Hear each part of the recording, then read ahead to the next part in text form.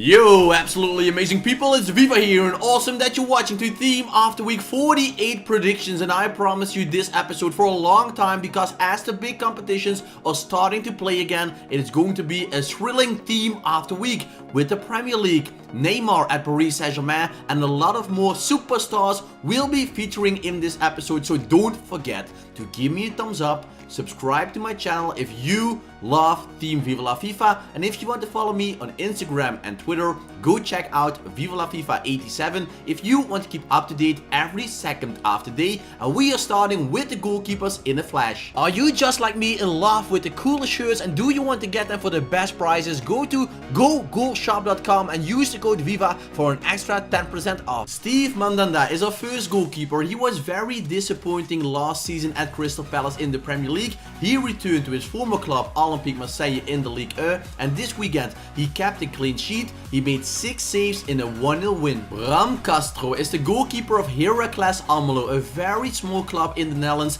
and they won the game against AFC Ajax, the big Ajax that played the UEFA Cup final against Manchester United, and they went 1-0 down, but in their own stadium they won the game 2-1, and Bram Castro made 10 saves in that game. From the Netherlands we are flying over to Turkey, and there we find the centre back from Portugal playing for Besiktas, and that is the former Real Madrid centre back PEPE. In a 2-0 victory, he kept a clean sheet with his team, and he also scored 1 goal. So 1 goal, clean sheet and man of the match, that is enough for an inform card. With Marcano, we find a player that was very good for his team in the midweek game for FC Porto. He kept the clean sheet, he scored 1 goal from the centre back position, and he was just brilliant defensively and attackingly, and for that he is in it. Who needs Danny Rose if you have Ben Davies from Wales as your left back? Because I think this man is even better than Danny Rose, and I think Tottenham Hotspur doesn't want to sell Rose, but they can do that because Davies proves always when he is on the pitch that he is a great left back, and he scored 1 goal from that position in the 2-0 win over West Ham. I watched the game between Chelsea and Burnley live on television, and I thought it would be a very easy afternoon for Chelsea with a 2 or 3-0 victory, but the game changed after the red card for Gary Cahill, and then Burnley was just terrific in the first half, and the goal from the left back Ward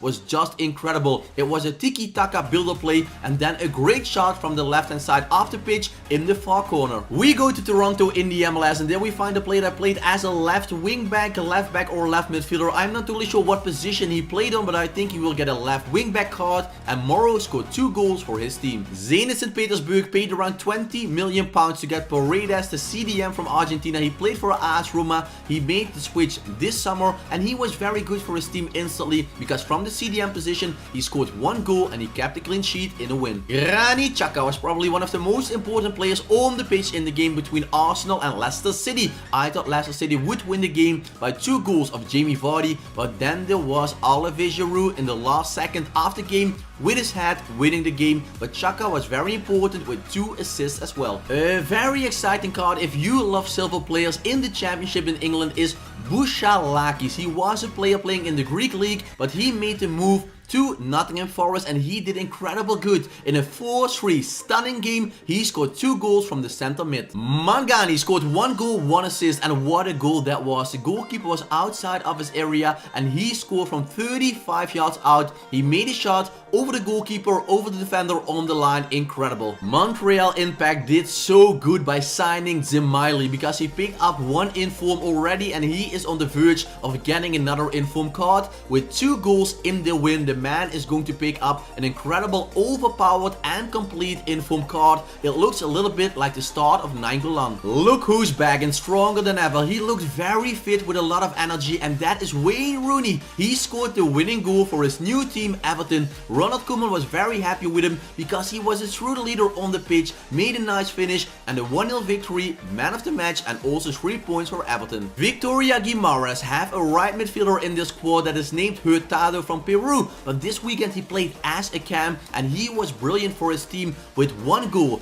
and 2 assists, also picking up man of the match. This position change looks very good. A little bit of an outsider to pick up an inform card is Christian Eriksen, but I think he deserves to be in this episode because in the very first game of the season, the man is continuing with what he was doing last season, and that is giving assists. In the 2-0 victory, he made the 2 assists. Lewis Grabban, a new player of Sunderland, is instantly doing great for his team because in the win, a 3-1 win on the road, he made 2 goals from the cam position. From the center midfielders, we are going to the wingers, and the first one is Memphis Depay, and Memphis scored 1 goal for his team Olympique Lyonnais. Will he get it? I think he has a small shot because 1 goal is mostly not good enough to get another inform card, but let's cross our fingers because this card looks stunning. Finally, Aiden McGeady is back on track with 1 goal and 2 assists. He was very important for Sunderland, just like Grabban. Grabban made 2 goals, he made 1 goal, 2 assists, and I'm crossing my fingers that he will get it because with his 5-star skill moves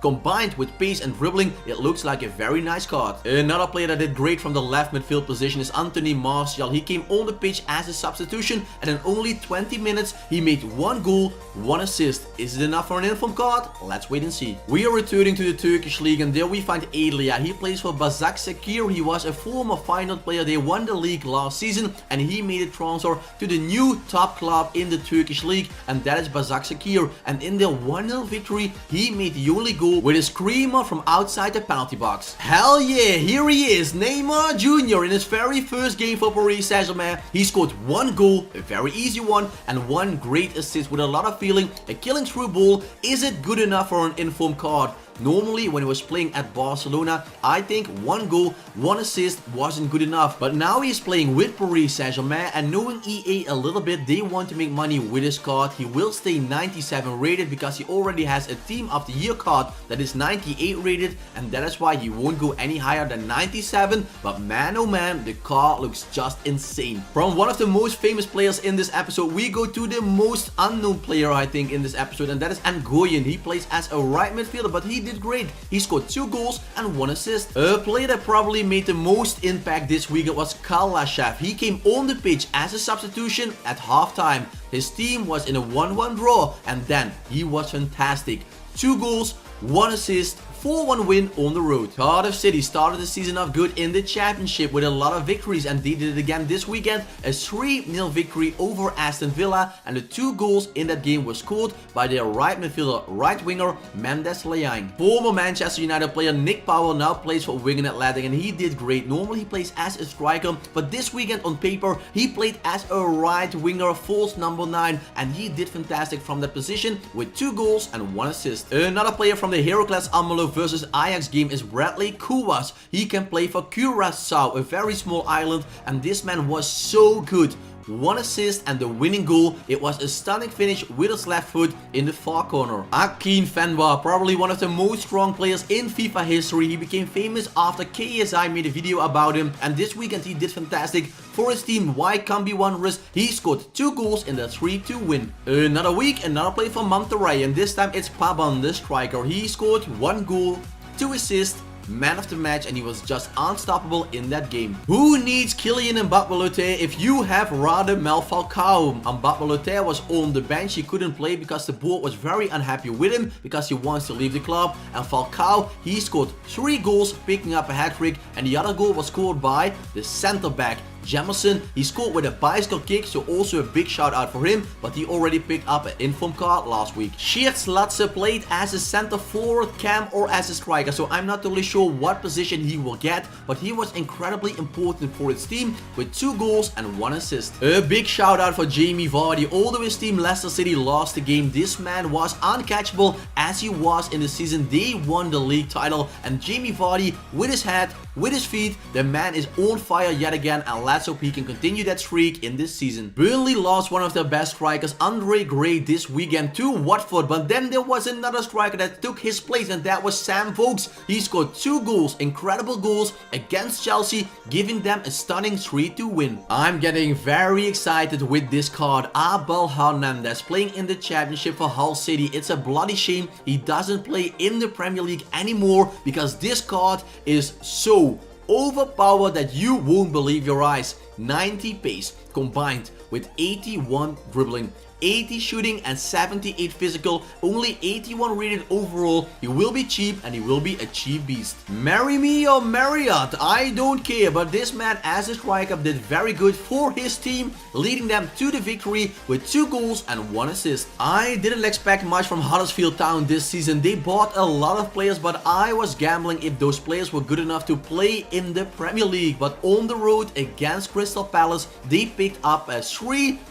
victory, and the big man for Huddersfield Town was the new signing Steve Mooney. He scored 14 goals. Last season in the league, only 1 goal less than Kylian Mbappé, who should cost 180 million pounds. So for this man, they only paid 10 million pounds, and that looks like a cheap bargain already. We are finishing this episode off with a beast from Belgium, Romelu Lukaku, the brand new signing of Manchester United. He made an immediate impact in his first official game in the league with 2 goals in a 4-0 victory over West Ham United. Also, Matic did fantastic as a new signing. Martial, he was already in this episode, but the biggest shout will go to Romelu Lukaku, and with this card, Rom is unstoppable. 91 rated overall, 89 pace, 90 dribbling, 95 shooting, 95 physical, and 88 passing. Man, this is just a freaking beast. And with Romelu Lukaku, we came to the end of this episode. Don't forget to give me a thumbs up and subscribe to my channel if you want to join Team Viva La FIFA. And if you want to follow me on Instagram and Twitter,